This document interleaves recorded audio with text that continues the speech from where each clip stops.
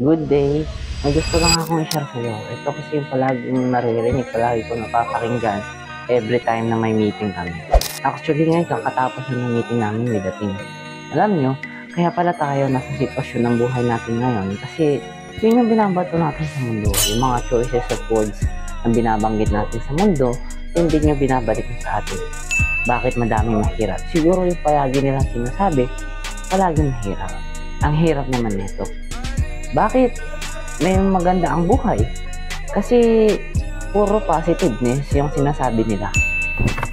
Pansin nyo, pag sinabihan mo yung tao ng masama, anong sasabihin niya sa'yo? Di ba masama din? And syempre, lahat yan nagmumula sa mindset natin.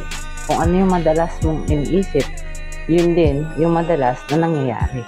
So, piliin mo yung salita na babanggitin mo or bibitawan mo.